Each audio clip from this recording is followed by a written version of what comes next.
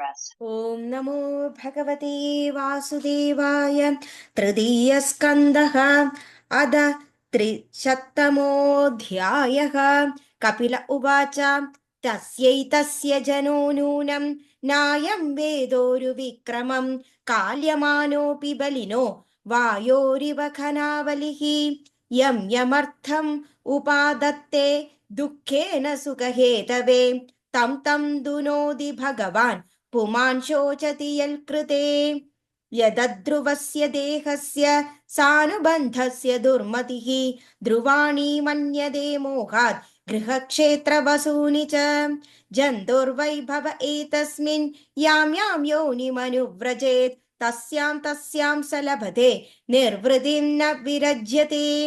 नरकस्थोऽपि देहं वै न पुंमां त्यक्तुमिच्छति नारक्यां निर्वृतौ सत्यां देवमाया विमोहितः आत्मजाया सुधारागार पशुद्रविणबन्धुषु निरूढमूलहृदय आत्मानं बहुमन्यते सन्दह्यमान सर्वाङ्ग एषामुद्वहनादिनां करोत्यविरतं मूढो दुरितानि दुराशयः आक्षिप्तान्द्रेन्द्रियस्त्रीणाम् असतीनां च मायया रघोरचितयाला पैशिशूनां कळभाषितां गृहेषु कूटधर्मेषु दुःखतन्त्रेष्वतन्त्रितः कुर्वन् दुःखप्रतीकारं सुखवन्मन्यते गृहे अर्थैरापादितैर्गुर्व्या हिंसयेदत्ततश्च तान् पुष्णादि येषां पोषेण शेषभुग्याद्यद्वयम् वार्तायां लुप्यमानायाम् आरब्धायां पुनः पुनः लोभाभिभूतो निस्सत्त्वः परार्थे कुरुते स्पृहाम् कुटुम्बभरणाकल्पो मन्दभाग्यो व्यधोद्यमः श्रिया विहीन कृपणो ध्यायन् श्वसिदिमूढनीः एवं स्वभरणाकल्पं तत्कळत्रादयस्तदा नाद्रियन्ते यथा पूर्वं कीनाशा इव गोचरम् तत्राप्यजाद निर्वेदो व्रियमाण स्वयं वृतैः जरयोपातवैरूप्यो मरणाभिमुखा गृहे आस्तेवमत्योपन्यस्तं गृहपाल इवाहरन् आमया व्यप्रदीत्याग्निर् आपाहालोपचेष्टितः वायुनोत्क्रमतोतारः कफ संरुद्धनाडिकः कासश्वासकृतायास खण्डे खुरखुरायते शरानः परिशोज्जभी परिवीतस्वबन्धुभिः वाच्यमानोऽपि न ब्रूते कालपाशवशं गतः एवं कुटुम्बभरणे व्यापृतात्मा जितेन्द्रियः म्रियते दुरदरां स्वानाम् उरुवेदनयास्तधीः यमदूतौ तदा प्राप्तौ भीमौ सरभजक्षणौ स दृष्ट्वा तदहृदय शक्यन्मूत्रं विमुञ्जति यादनादेह आवृत्य पाशैर्बुद्बद्ध्वा गळे बलात् नयनो दीर्घमध्वानं दण्ड्यं राजबडायथा तयोर्निर्भिन्न हृदय तर्जनैर्जादवेपदुः पदिष्वभिर्भक्ष्यमाण आर्तोखं स्वमनुस्मरन् क्षुतृप्तरीतोर्खद्दवानलानिलैः सन्दप्यमानपदितप्तवाग्लुके कृच्छ्रेण पृष्ठे कषया च ताडित चल्लत्यशक्तोऽपि निराश्रमोदके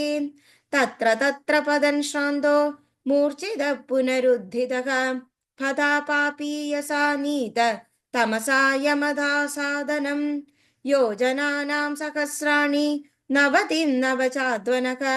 त्रिभिर्मुहूर्तैर्द्वाभ्यां वानीत प्राप्नोति यातनाः आदीपनं स्वगात्राणां वेष्टयित्वोन्मुखादिभिः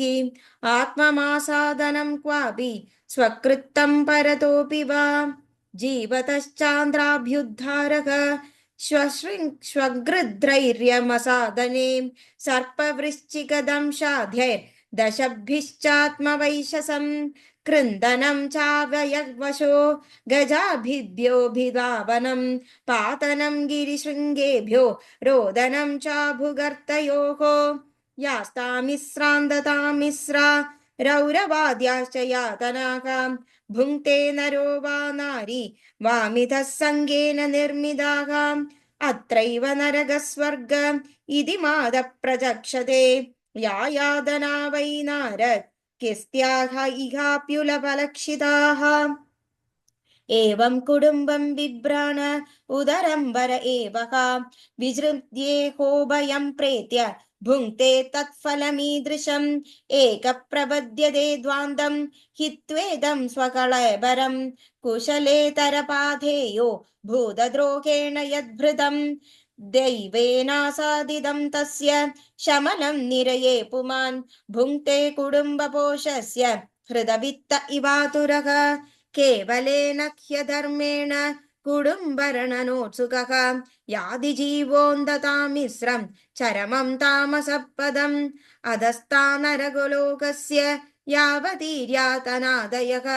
क्रमशं समनुक्रम्य पुनरत्राविरजेचुभिः